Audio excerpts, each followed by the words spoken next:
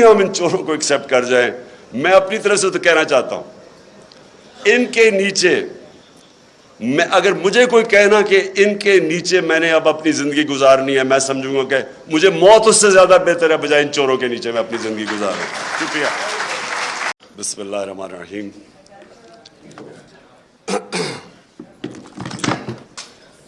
ایاک نعبد و ایاک نستعین. میں سارے اسپیکرز کو بڑے رسپیکٹفلی آپ سب کو ایڈمائر کرنا چاہتا ہوں. میں ایڈمائر اس لیے کرنا چاہتا ہوں کہ میں سمجھتا ہوں کہ آپ جہاد لڑ رہے ہیں. جہاد کی ڈیفینیشن کیا ہے؟ ظلم کا مقابلہ کرنا، ناانصافی کے سامنے اپنی آواز بلند کرنا. جو ساری انسانی تاریخ آپ اٹھا کے پڑھ لیں تو اس میں ہمیشہ قوموں کی زندگی میں وہ دور آتے ہیں جب انسانوں کو کنٹرول کرنے کی کوشش کی جاتی ہے. یہ جس کو ہم ڈکٹیٹرشپس کہتے ہیں، فیشزم کہتے ہیں، بادشاہت، یہ ساری جو آپ انسانی تاریخ دیکھیں تو کوشش یہ ہوتی ہے کہ انسانوں کو جو اوپر بیٹھا ہوتا ہے بادشاہ یا ڈکٹیٹر، اس کی کوشش ہوتی ہے کہ انسان کی سوچ کو کنٹرول کر لے، اس کے اوپینینز کو کنٹرول کر لے، معاشرے کو کنٹرول کر لے. اور وہ کنٹرول کیوں چاہتا ہے؟ وہ معاشرے کی بہتری کے لیے نہیں چاہتا. وہ خود پوری پاور چاہتا ہے کہ وہ انسانوں کے اوپر راج کرے، بلکہ ایک چھوٹا خدا بننا چاہتا ہے، زمین کے اوپر ایک خدا بننا چاہتا ہے. اور انسانی تاریخ میں یہ بھی چیز ہے کہ زیادہ تر وہ معاشرے اوپر گئے ہیں جن میں آزادی ہو، آزادی رائے ہو، جو تنقید کو اجازت دیتے ہیں، جو حکمران کی اکاؤنٹیبلٹی کرتے ہیں، اس کا احتساب کر سکتے ہیں.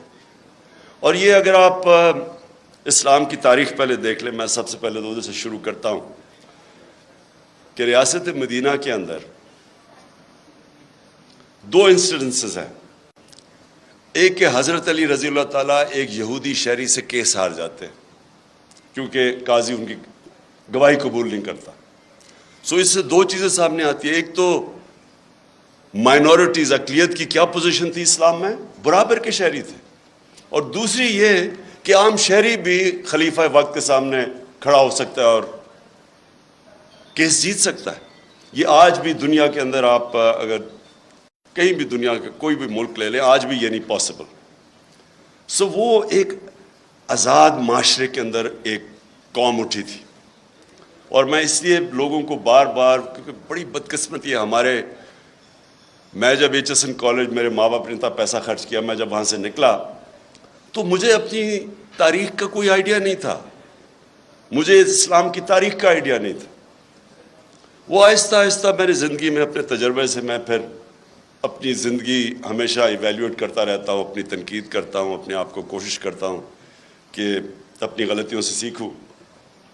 تو میں نے جب دو معاشرے، برطانیہ جدھر میں نے 20 سال گرمیاں گزاری اور پاکستان، تو میں دونوں معاشروں کو جب اینالائز کرتا رہتا تھا تو میں خود کئی چیزوں کے اوپر کئی نتیجوں میں پہنچا.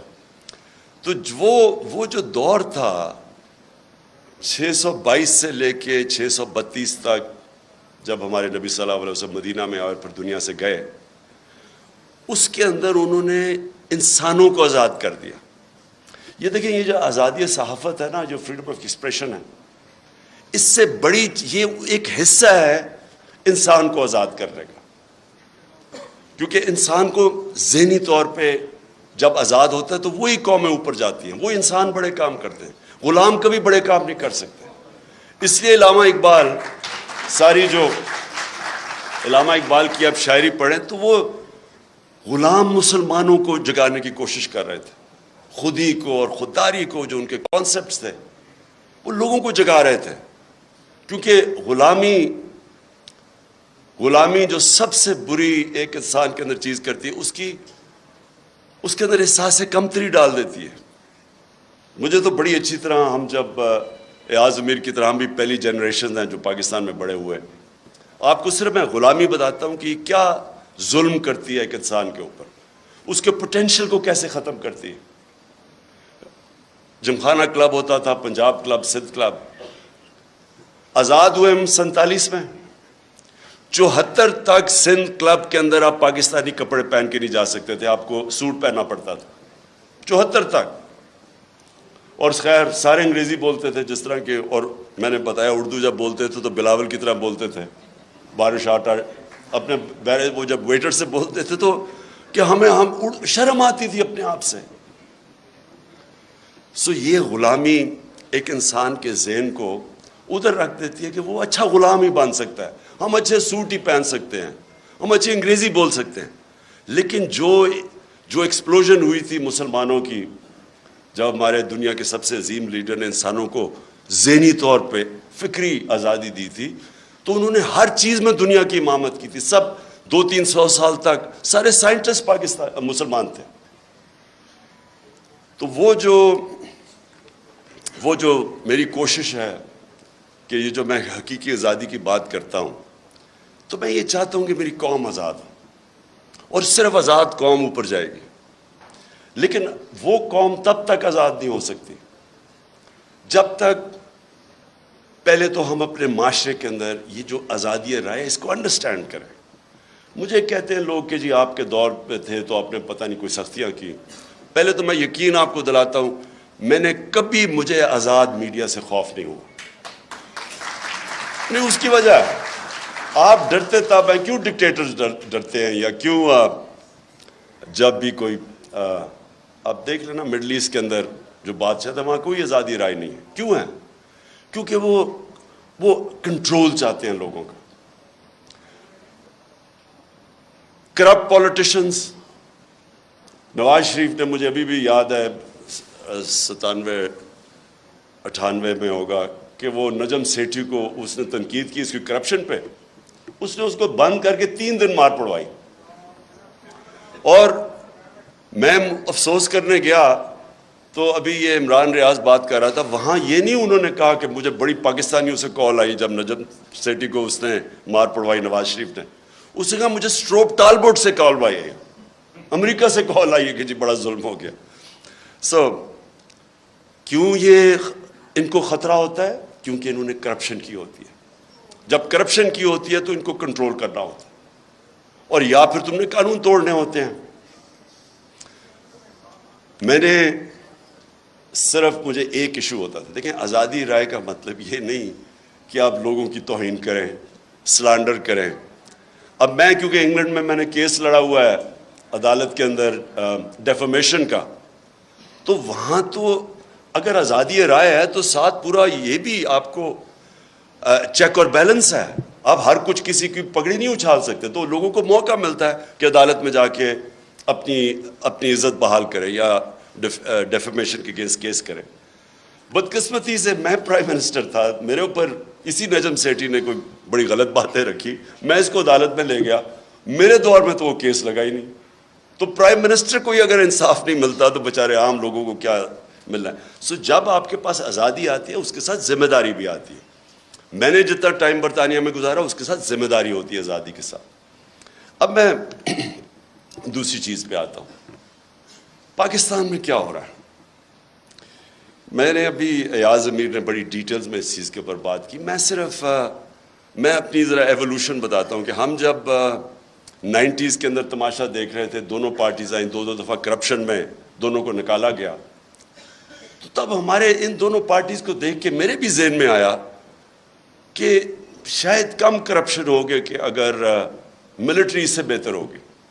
یہ ہم نے وہاں کی سوچنا شروع کر دیا کہ اس سے بہتر تو ہے. وہ ضیاء کے زمانے میں گروتھ ریٹ بھی زیادہ تھی، اکانومی بھی آگے تھی، لگ رہا تھا. تب وار چیز ہے کہ تنقید نہیں تھی تو اس سے کئی چیزیں پتہ ہی نہیں چلتی تھی. تو ہم نے بھی یہ سوچنا شروع کیا، کیونکہ انہوں نے جو دونوں دفعہ کرپشن میں گئی، ان کے اوپر پورے دونوں نے ایک دوسرے کے اوپر جو کیسز بنائے کرپشن کے، کوئی سر مال تھا، کوئی حدیبہ پیپر مل تھی.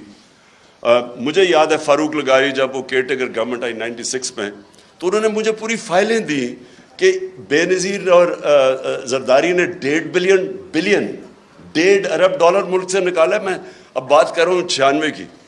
اور نواز شریف نے بھی $1.5 بلین ملک سے باہر نکالا. تو میں تو پالیٹکس میں کرپشن کے خلاف تھا.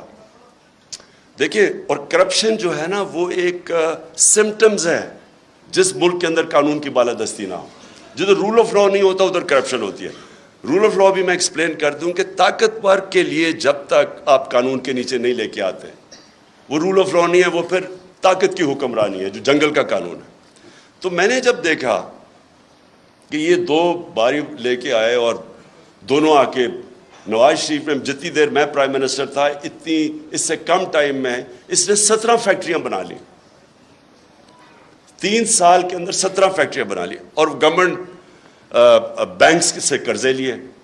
اب یہ جو فرق کیا تھا، میں نے برطانیہ کا سسٹم دیکھا ہوا تھا، ان کی پارلیمنٹ دیکھی ہوئی تھی، ان کے پولیٹیشنز کے اوپر میں نے جو ان کے اوپر چیکس اور بیلنسز ہیں، جو ان کی اخلاقیات ہے وہ میں نے دیکھی ہوئی تھی.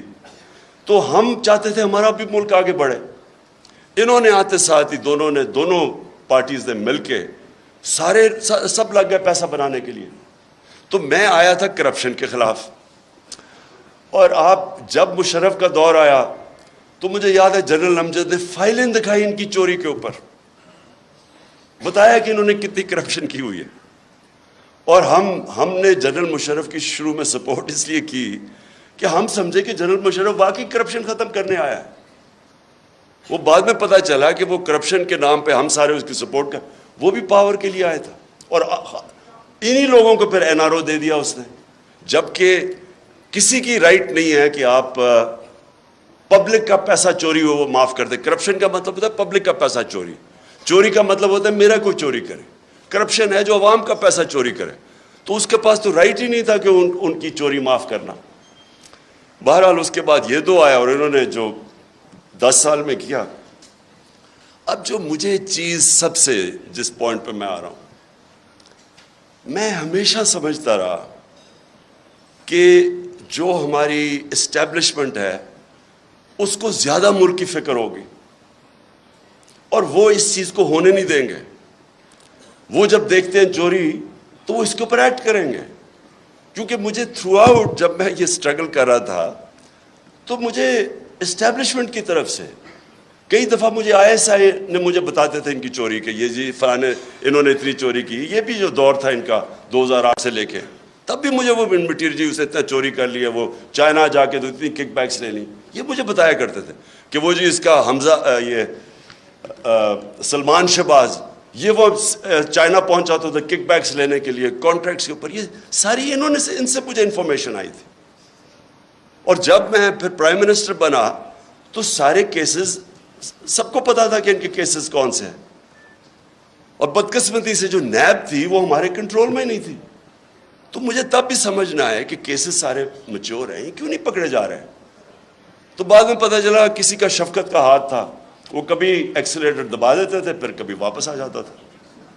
ہم جناب دیکھ رہے ہیں تماشا، گالیاں ہمیں پڑ رہی ہیں کہ جی آپ نے وہ کسی کو نیب میں لے کے جاتے تھے تو مجھے گالیاں نکال کے اندر جاتے ہوئے بھی باہر نکلتے ہوئے بھی. لیکن ہمارا ہاتھ میں، میرے ہاتھ میں نیب کدھر تھی. میں تو کہا اگر میرے ہاتھ میں نیب ہوتی تو یہ بڑے آرام سے کم از کم 15-20 لوگوں سے ہم اربوں روپیہ نکال لیتے ان کو جیلوں میں ڈال کے. اچھا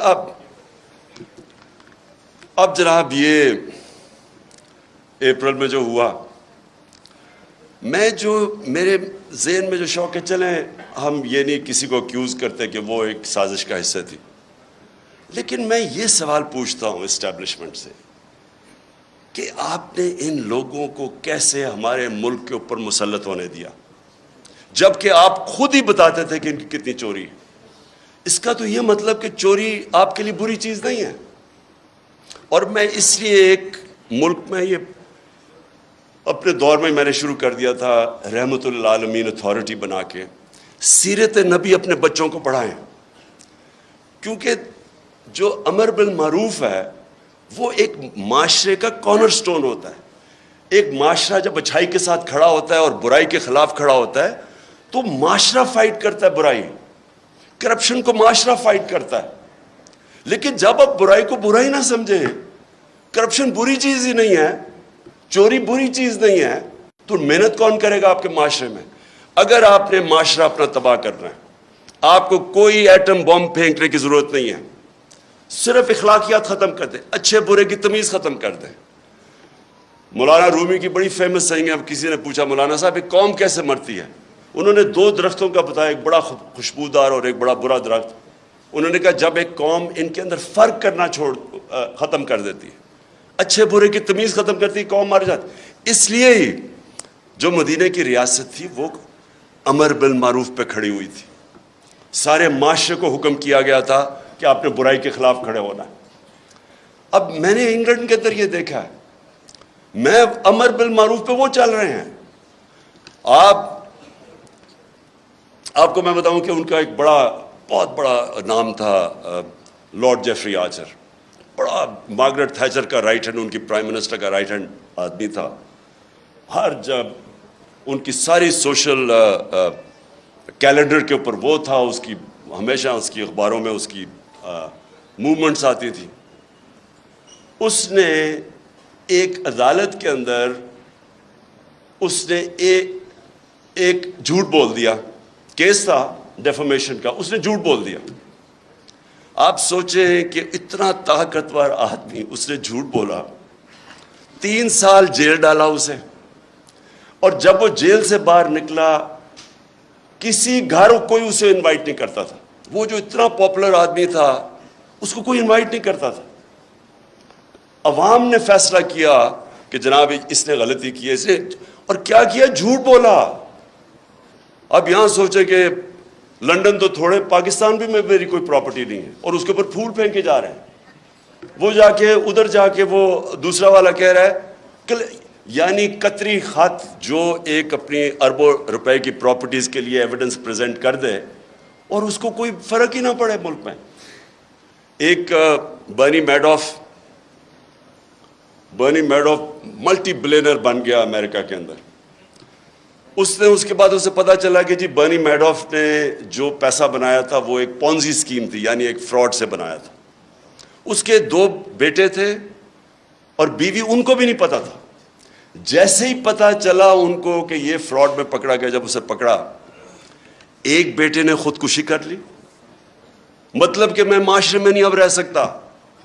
دوسرا بیٹا سولٹری، یعنی اپنے آپ کو اس نے آئسولیٹ کر دیا اور 2 سال کے بعد مر گیا۔ بیوی نے طلاق دے دی، یعنی اس کی اپنی فیملی نے اس کو ڈسون کر دیا۔ سنگاپور کے اندر 2 لی کوان یو جو سنگاپور کا بڑا اسٹیٹسمن تھا، 2 اس کے وزیروں کو جب کرپشن میں پکڑ گئے خودکشی کر لی۔ دیکھیں معاشرہ، جب معاشرہ کرائم فائٹ کرتا ہے تب کرائم آپ جیتتے ہیں۔ اب میں جب تھا جی فلانے نے پیسہ ادھر کر دیا، اس نے ادھر کر دیا، کس کو پکڑیں گے آپ جب تک معاشرے کے اندر آپ یہ اچھے برے کی تمیز نہیں دیں گے؟ اور ادھر میڈیا کا بہت بڑا ہاتھ ہے۔ اب ابھی آپ نے بات کی کہ جی دیکھیں کوئی سچ فلانے کے لیے اور کوئی سچ عمران خان کے لیے، ٹھیک کہہ رہے ہیں، یہ بالکل آپ ٹھیک کہہ رہے ہیں کہ گورننس، کوئی کہے گا کہ عمران خان کی بہتر ہے، کوئی کہے گا کہ شہباز شریف کی بہتر ہے، کہہ سکتے ہیں کیونکہ ڈفرینٹ اوپینینز ہے۔ کوئی کہے گا کہ اکانومی اس ٹائم میں بہتر تھی، کوئی کہے میرے ٹائم میں، یہ بالکل ٹھیک ہے۔ لیکن جب کوئی لوگ کرپشن کے اندر 16 ارب روپے کی corruption open and shut case میں، اگر ایف آئی اے اس کا انڈر ٹرائل ہے، اس کو آپ کیسے کہہ سکتے ہیں کہ جی وہ میری رائے اور فرق ہے اور اس کی رائے فرق ہے؟ وہ تو اس کا مطلب کہ جب اب نواز شریف جھوٹ بول کے 4 ارب روپے کی پراپرٹیز ہیں لنڈن کے اندر جدھر ہیں، اس کے بیٹے نے ایڈمٹ کیا کہ یہ بینیفیشری اونر ان پراپرٹیز کی مریم نواز ہے۔ مریم نواز جب چھوٹی تھی، جب پراپرٹیز نہیں، اس کا مطلب نواز شریف کا پیسہ ہے۔ کیا وجہ ہے کہ آج تک اس کو کئی لوگ لیڈر مانتے ہیں؟ بلکہ اسکیم پوری ایک کوشش ہو رہی ہے کہ اس کو پاکستان کے اندر ابھی پھر کہ عمران خان کو بھی ڈسکوالیفائی کرو اور پھر کہیں جی اچھا دونوں کو ہم الیکشن لڑنے کی اجازت دے دیتے ہیں، یعنی مجھے اور اس کو ایک ہی جگہ پہ کھڑا کر دیا۔ اتنے بڑے لٹیرے کو کہ یہ کہہ رہے ہیں کہ جناب عمران خان وہ کیونکہ پتہ نہیں وہ اس کیس کے اندر الیکشن کمیشن۔ دیکھیں یہ ہمارا سب سے بڑا چیلنج ہے، اور ادھر میڈیا کا بہت بڑا رول ہے، بیکاز میڈیا عوام کے اوپینین کو شیپ کرتا ہے۔ جس طرح کہ اسحاق ڈار جب گیا ہارٹ ٹاک کے اوپر، تو اس نے جو اس کا حال کیا ہے کوئی بھی ویکنس جس میں ہو, یہ جس کے اوپر کرپشن کی, وہ نہیں جا سکتے میڈیا کے اوپر, وہ چھپتے ہیں میڈیا سے. یا ہر روز شام کو جن کے اوپر اربوں روپے کرپشن کے کیسز ہیں وہ جا کے بٹھا دیتے ہیں. ایک بیچارہ پی ٹی آئی کا معصوم سا ہے, وہ بٹھا دیتے ہیں ساتھ, وہ پنچنگ چل رہی ہوتی ہے, تم چور ہو تم چور ہو. سو میری سب سے یہ جو اور اسی کے اوپر میں آ رہا ہوں کہ جب ہماری اسٹیبلشمنٹ کو پتہ تھا ان کی پاس کتنے سال 30 سال سے یہ ملک کو لوٹ رہے ہیں, سارے ان کے پاس کیسز, مجھے انہوں نے دکھائے ہوئے. میں سوال یہ پوچھتا ہوں کہ انہوں نے کیسے ان کا راستہ نہیں روکا؟ اگر ملک کی فکر ہے تو کیسے آپ ان کو اجازت دے دیتے ہیں؟ ایک تو ہمیں پتہ ہے کہ امریکہ کا انٹرسٹ, امریکہ کی جو پالیسی ہے وہ اپنے انٹرسٹ پروٹیکٹ کرتے ہیں. ان کا ہے کہ جی وہ پاکستان ہمیشہ ایک ٹیلی فون کرو تو جو کام کروانا چاہے یہاں سے کرنے کے لیے تیار ہیں. اس کا یہ نہیں مطلب کہ اگر آج میں کہتا ہوں کہ بیسز نہیں دے رہے یا میں کہتا ہوں میں نے روس یہ نہیں کہ میں اینٹی امریکن ہوں. میں ان کا اپنا انٹرسٹ ہے, ہمارا کام ہے اپنے لوگوں کے انٹرسٹ پروٹیکٹ کرنا, یہ اینٹی نہیں ہے. لیکن ان کو اتنی عادت پڑی ہوئی ہے یہاں کہ یہ ہاتھ باندھ کے سامنے کھڑے ہو جاتے ہیں.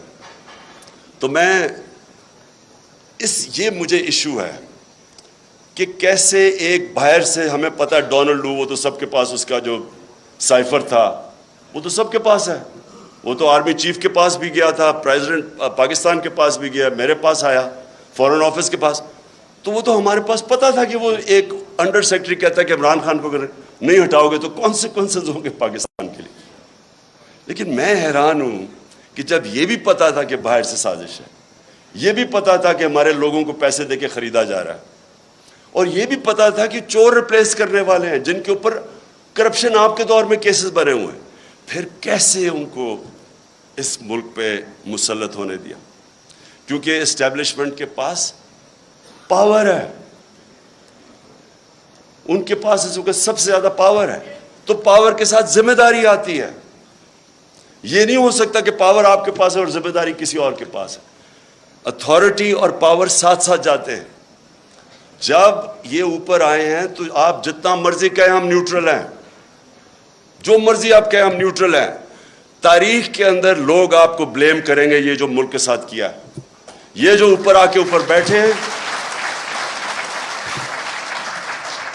تاریخ لکھی جا رہی ہے پاکستان کی کہ کیسے آپ نے ان لوگوں کو ہمارے پر مسلط ہونے, اور جو 4 مہینے میں ہوا ہے پاکستان کے ساتھ, ان 4 مہینے میں جو مہنگائی کے اوپر سپوزٹلی آئے تھے اور آج جو مہنگائی ہے.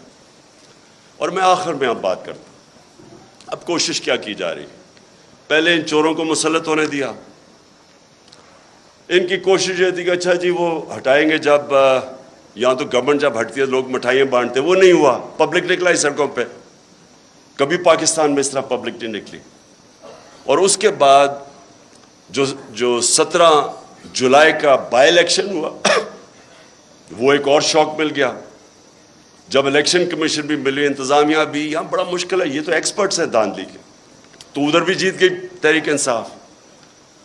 25 مئی کو انہوں نے جو ظلم کیا, اس کی کوئی مثال نہیں ہے کہ پاکستان گھروں میں رات کے 3 بجے جا کے عورتیں بچے بات دیکھ رہے ہیں, ان کے اوپر جا کے ان کو ذلیل کیا. دیکھیں آدمی اپنے اوپر تو چلو وہ لے بھی لیتا ہے, لیکن عورتیں بچوں کے رات میں 3-4 لوگ گھر گھسا ہیں تو ان کے اوپر کیا گزری ہوگی. خوف پھیلایا گیا, اس کے باوجود پھر سے اٹھ گئے. اور اب کیا فیز ہے؟ یہ فیز ہے سائیکولوجیکلی اس ملک کو ایسا دبایا جائے کہ ہم بھیڑ بکریوں کی طرح یہ تسلیم کر لیں یہ جو اوپر سیٹ اپ آیا ہوا ہے. اور اس کے لیے ہر حربہ استعمال کیا جا رہا ہے. سوشل میڈیا کے لوگوں کو جس طرح اٹھایا جاتا ہے, کئیوں کو اٹھا کے پھر جس نے کوئی فوج کے خلاف ٹویٹ کی ہو اسے کہتے ہیں, اسے پہلے اٹھا لیتے ہیں, پھر کہتے ہیں اچھا یہ نہیں کہ میرے سے معافی مانگو, کہو کہ یہ عمران خان نے کہا میرے ان کے خلاف ٹویٹ کروا. ان سوشل میڈیا وہ بیچارے بچوں کو اٹھا رہے ہیں. یہاں میڈیا یہ سامنے میرے بیٹھے ہوئے ہیں, میں نے دیکھا کہ ایاز امیر نے بڑی کیئرفلی ایسے ورڈنگ کی کہ انشاءاللہ کپڑے اب نہیں پھٹیں گے اس باری. یہ ان کا فارن آفس کا ایکسپیرئنس ہے, ڈپلومیسی. اور سمیع ابراہیم، عمران ریاض، اور مجھے بڑا افسوس ہے کہ ارشد شریف. اب ارشد شریف جب سے میں وہ جانتا ہوں وہ ایک اپنی سوچ کا آدمی ہے، بہت ہی پیٹریوٹک، محب وطن پاکستانی ہے. وہ جو سمجھتا ہے کہ وہ ٹھیک لائن پہ ہے اس کو پڑ جاتا ہے، اور اس لیے اس کو لوگ دیکھتے ہیں کیونکہ ان کو پتہ ہے کہ وہ اس کا سٹانس کدھر ہے. اس جیسے آدمی کو دھمکیاں، گھر میں باہر گاڑیاں کھڑی، اس کو باہر جانا پڑا. صابر شاکر باہر چلا گیا، ARY کو بند کر دیا. ARY کا کیا قصور تھا؟ اگر شہباز گل سے اگر ایک جملہ نکل ہی گیا ہے جو کہ اس کو نہیں کہنا چاہیے تھا، جس کو غلط پرسیو کر سکتے ہیں، اس کے اوپر ARY کو کیسے بند کر دیا؟ وہ ARY کو اس جملے کی وجہ سے نہیں بند کیا گیا. ایسی باتیں کہہ بیٹھے نواز شریف اور مریم اور یہ جو ایاز صادق اور فضل الرحمان کیسی باتیں کہہ گئے فوج کے خلاف. ان کے لیے کبھی ایسی چیز نہیں ہوئی. اس بیچارے سے جو کیا ہے، مجھے تو پہلے 2 دن تو ہمیں پتہ ہی نہیں تھا اس کا. جب ہمارا وکیل مل کے آیا مجھے تو تب پتہ چلا اس بیچارے سے کیا کیا. یعنی کتنا بڑا جرم ہوگا کہ ننگا کر کے اس کو ٹارچر کیا انہوں نے. یعنی ایک انسان کی ڈگنیٹی کہ اس کو پہلے آپ ننگا کریں، پھر اس کو بری طرح اتنی مارا اور انہوں نے اس کے سر کے اوپر بند کر کے پتہ نہیں کہیں پھرایا. مینٹلی اسے اتنا ٹارچر کیا کہ وہ بالکل بریک کر دیا اس کو. اور اسے کلوا کہہ رہے ہیں کہ جی یہ کہو کہ عمران خان نے یہ سینٹنس کہا تھا تمہیں یہ بولنے کا. اس کے پیچھے اس کو بند کیا ہوا اور اس سے جو بیچارہ جو اسے حال کیا. مجھے تو یعنی میرے خیال میں کہ ہمارا معاشرہ ادھر گر رہا ہے، اللہ کرے کہ اس سے اور نیچے نہ جائے. مجھے تو شرم آتی ہے یہ کر کیا رہے ہیں، اور کر کیا رہے ہیں وہ ان چوروں کو اوپر مسلط کرنے کے لیے ہمیں ایکسیپٹ کروا رہے ہیں ان کو. سب سے خوفناک چیز یہ ہے، اچھا کوئی بہت بڑا منصوبہ ہو، کوئی پاکستان کی بہتری ہو، چلے جی ہم یہ آپریشن بھی ٹالریٹ کر لیں. یہ چور جو 30 سال سے ملک کو پیسہ چوری کر رہے ہیں، 26 سال میں ان کے اگینسٹ جہاد کر رہا ہوں، ان کو ایکسیپٹ کروانے کے لیے میڈیا کا منہ بند، خوف پھیلا رہے ہیں، لوگوں کو ڈرا رہے ہیں، اور پھر آگے پلاننگ کر رہے ہیں کہ کسی طرح تحریک انصاف ٹوٹ جائے گی. ہمارے لوگوں کو کال کر رہے ہیں، ہمارے MNAs کو کال کر رہے ہیں، ہمارے سینئرز کو اپروچ کر رہے ہیں، خوف پھیلا رہے ہیں ان کے اندر. اور میں اس لیے آج ساری اپنی قوم کے سامنے کہنا چاہتا ہوں کہ دیکھیں یہ واقعی ایک پاکستان کا ڈیفائننگ مومنٹ ہے. میں پھر سے کہوں گا کہ آز امیر اور میں، ہماری وہ جنریشن ہے جو پاکستان کے ساتھ بڑی ہوئی ہے. میں نے کبھی اپنی قوم کے اندر یہ شعور نہیں دیکھا، ایسی بیداری نہیں دیکھی. فیملیز رات کے 12 بجے تک جلسے اٹینڈ کر رہی ہیں. میں جب انہوں نے جب 25 مئی کو یہاں ظلم کیا تو ہم بڑی وہ کنٹینر میں آہستہ آہستہ جب آ رہے تھے، صبح کے 6 بجے 7 بجے سڑکوں کے اوپر لوگ کھڑے ہوئے تھے اور فیملیز اور بچے لوگوں نے اٹھائے ہوئے. یہ کوئی بھی، میں یہ چیلنج ان کو کرتا ہوں، آپ جو مرضی کر لیں، جتنا مرضی خوف پھیلا لیں، یہ جو اس وقت اس ملک میں بیداری ہے اور یہ جو قوم اٹھ رہی ہے، آپ کچھ بھی نہیں کر سکیں گے. آپ جو مرضی کر لیں، یہ قوم، یہ جو بیداری کا اور شعور کا جن ہے، یہ کبھی بوتل میں آپ واپس نہیں ڈال سکتے. اور جتنا آپ اس کے اوپر آپریشن کریں گے اور جتنا لوگوں کے اوپر ظلم کریں گے، اسے شہباز گل سے پوچھ رہے جی عمران خان کھاتا کیا ہے؟ پہلے تو اسے کہہ رہے ہیں کہ عمران خان کے خلاف سٹیٹمنٹ دو، پھر کہتے ہیں کھاتا کیا ہے. میں آپ سب کو بتانا چاہتا ہوں کہ یہ ایسے نہیں وہ پوچھ رہے کھاتا کیا ہے کہ ان کو میری ڈائٹ کی اتنی فکر نہیں ہے. 4 شہباز شریف کے جو گواہ تھے FIA کے 16 ارب کے کرپشن کیس کے اندر، 4 گواہ 2 مہینے کے اندر ہارٹ اٹیک سے مرے ہیں. ان کو کھانے کا ہی پتا تھا کہ وہ کھاتے کیا ہیں. اس کا جو انویسٹیگیٹر تھا ڈاکٹر رضوان FIA کا، وہ ہارٹ اٹیک سے مرا. جو دوسرا انویسٹیگیٹر تھا اس کو ہارٹ اٹیک ہوا لیکن بچ گیا. اور یہ کھاتے کیا ہیں پتہ ہوتا ہے تو یہ پھر ان کو آگے پھر کیسے ان کو ٹھکانے لگاتے ہیں. تو میں یہ آخر میں اپنے نیوٹرلز کو پیغام دینا چاہتا ہوں. کیا آپ کو فکر ہے اس قوم کی؟ بالکل یاز امیر نے ٹھیک بات کی. آپ کو پتہ ہے ملک کدھر جا رہا ہے؟ کیا کسی ملک کی جو معیشت کا اس وقت حال ہے، کیا جب تک پولیٹیکل سٹیبلٹی نہیں آتی معیشت ریکور کر سکتی ہے؟ معیشت کیسے آپ کی ٹھیک ہوگی جب ایک ملک میں کسی کو واقعی نہیں پتا، مجھے نہیں پتا، کسی کو نہیں پتا کہ 1 مہینے 2 مہینے 3 مہینے میں کیا ہوگا. میں نے اگر آج معیشت اس طرح اوپر جاتی ہے، دولت میں اضافہ تب ہوتا ہے جب ملک میں انویسٹمنٹ ہوتی ہے، نوکریاں ملتی ہیں، ویلتھ کریشن ہوتی ہے.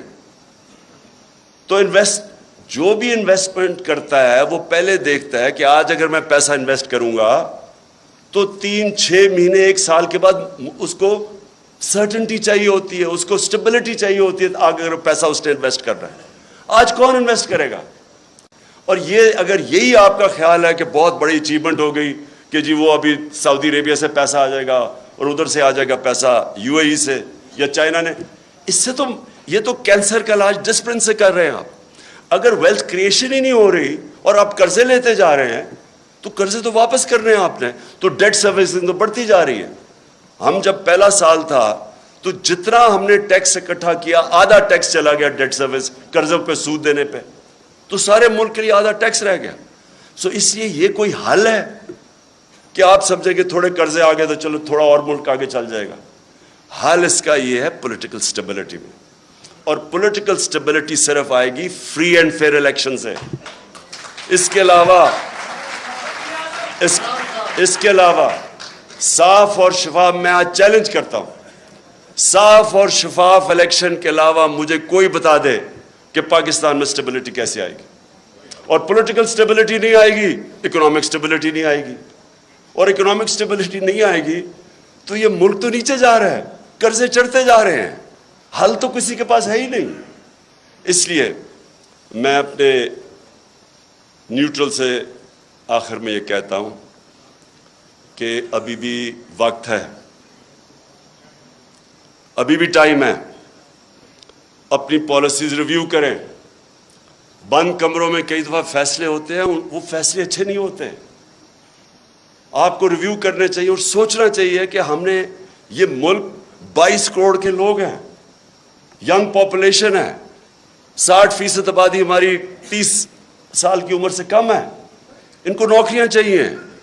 اور اگر اس وقت صحیح فیصلے نہیں ہوں گے اور یہ کمپاؤنڈ فیلئر کیا جائے گا کہ انہی لوگوں کے اوپر کوشش کریں گے کہ سختی کر کے آپریشن کر کے کہیں ہم ان چوروں کو ایکسیپٹ کر جائیں.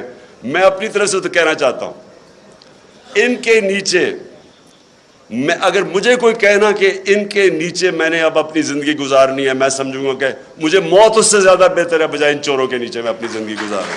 شکریہ.